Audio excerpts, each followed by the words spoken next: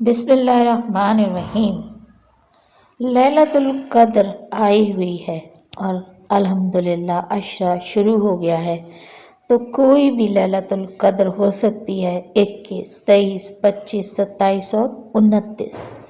ان میں ایک خاص نماز کا ضرور نفل نماز کا اہتمام کیجیے۔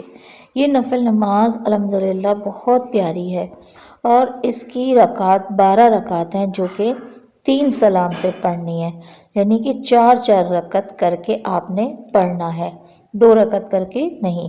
اور پڑھنا کیا ہے؟ ہر رکعت میں سورہ فاتحہ کے بعد ایک بار سورہ قدر اور سورہ اخلاص 15 مرتبہ پڑھنا ہے، یعنی کہ سورہ فاتحہ پڑھنی ہے، پھر سورہ انا انزلنا پڑھنی ہے اور 15 مرتبہ سورہ اخلاص پڑھنی ہے۔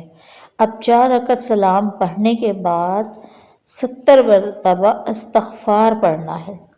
اسی طرح پھر 4 رکعت نماز پڑھنی ہے، ہر رکعت میں سورہ فاتحہ کے بعد سورہ قدر ایک بار اور سورہ اخلاص 15 مرتبہ۔ پھر بعد سلام کے 70 بار تیسرا کلمہ پڑھنا ہے۔ پھر اب آخری جو 4 رکعت ہے وہ بھی اسی طرح پڑھنی ہے، یعنی سورہ فاتحہ کے بعد سورہ قدر ایک بار اور سورہ اخلاص 15 مرتبہ، اور بعد سلام کے 70 بار درود ابراہیمی پڑھنا ہے۔